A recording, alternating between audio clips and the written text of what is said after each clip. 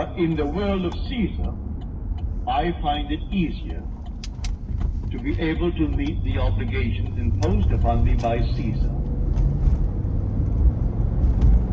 There is a tax to be paid for Caesar.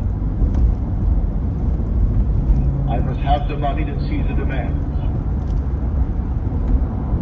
I must meet my obligations to life here in the world of Caesar. Rent must be paid. Clothes must be bought. Food must be bought. Transportation, all these things I must find Caesar's coin to pay for. So I use the law for that purpose. I have no desire to be a millionaire, but I do desire the comforts that a nice steady flow of income allows, without the anxiety that must come to everyone when he can meet his obligations to life. So I use the law for that purpose. And the law for my friends who are in conditions that calls for, I would say, the wise use of the law. And I call it praying that I take you before my mind's eye and see you as I would like to see you. The man that you would like to see yourself. If I assume that you are, and I get the thrill that you are, I call that praying. I do not turn to any being on the outside and ask anything of any being on the outside.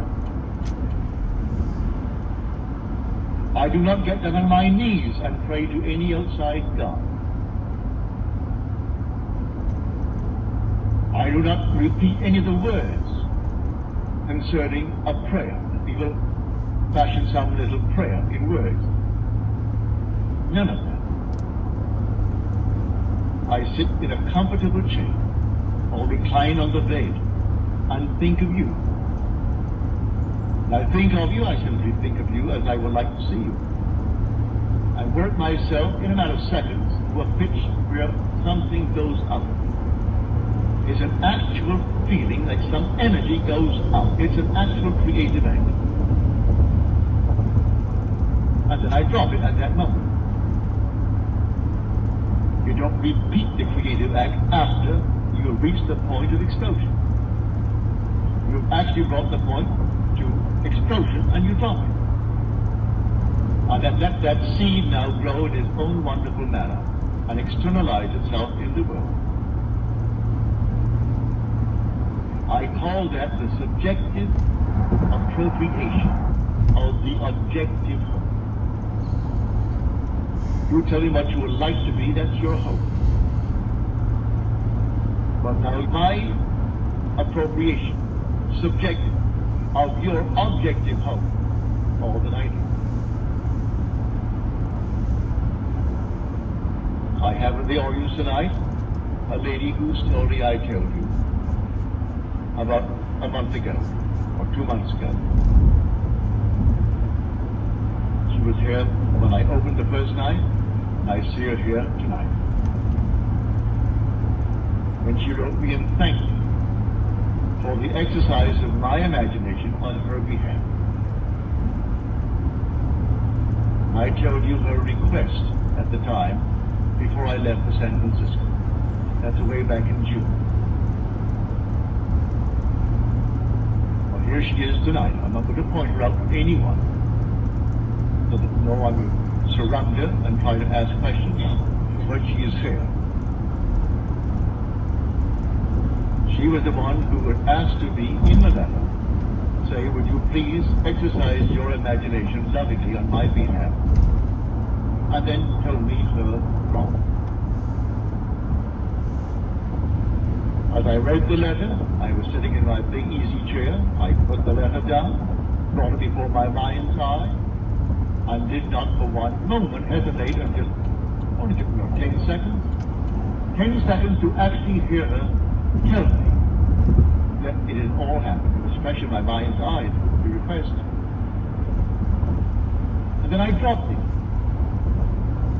I never thought 1 second after that concerning it. It was done. I got confirmation here after my opening day, which was back in October. October the 4th I opened, and a week or 2 weeks later she wrote me a letter. And she thanked me for exercising my imagination lovingly on her behalf. She did not itemize anything in the letter. She implied in that letter that things were as she desired them to be. I tell you, believe in God. As you're told in the 14th chapter of John, you believe in God, believe also in me. I and my Father are one. And he who sees me sees the Father. He sent me into the world, and the sender and the saints are one. But in the world, I seem to be inferior to myself, the sender. So I can also say, I and my Father are one, but my Father is greater than I. I am not inferior to my essential being, who is Father. But in the office of the saint, I am handicapped. And so I'm in the world of season. But I know who I am. I'm trying to tell you and everyone who will listen to me who you are. So believe in your own wonderful human imagination. And you can start tonight from where you are. And you will go as far as you want to go.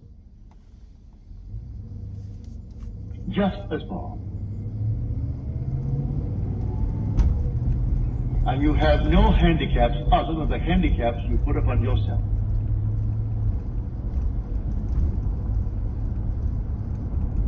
If you believe that because you have no background, socially, financially, intellectually, well then, that's what you believe.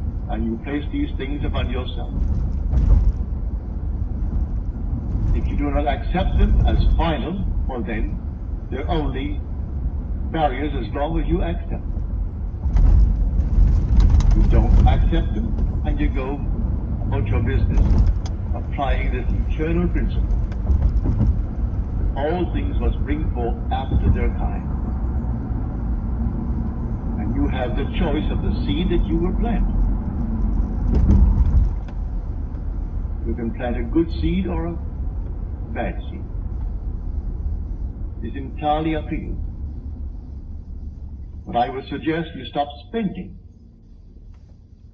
your thoughts, your time, and your money, and start investing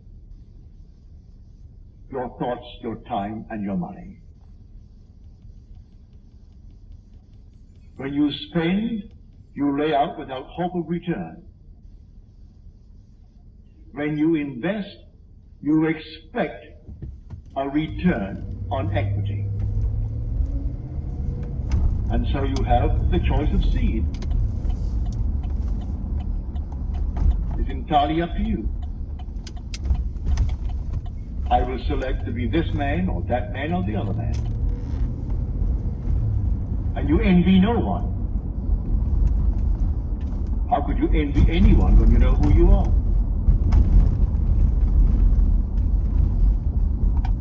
How could you possibly envy any person in this world? He has $1 billion, let him have $1 billion. He wants 2, let him have 2. Only this past month, a man whose income is supposed to be in excess of $5 billion, not million, billion. He was a young man, only 47 years age. and yet he blew his brains out. 47. And for reasons not disclosed in the paper, he's from Sweden. And here is this huge banker, many, many generations back, and they built up this enormous fortune, and he was the head of the family, with a private fortune in excess of $5 billion. And then one day he simply blew his brains out. So money did not in any way influence his decision to call it a day. So it's not money, but if you want money, make it money. Don't fall in love with money, but you need it in the world of Caesar. Then assume that it's coming in a normal, natural way, without knowing from whom or where. You go to the end, and dwell in the end just as though it were true. May I tell you, it will be true. But set your hope fully upon the grace that is coming to you, and the revelation of Jesus Christ within you. But Jesus Christ is the Lord and is Christ. That's Jesus Christ. Not one name, as it were, but the Lord's Christ would be David.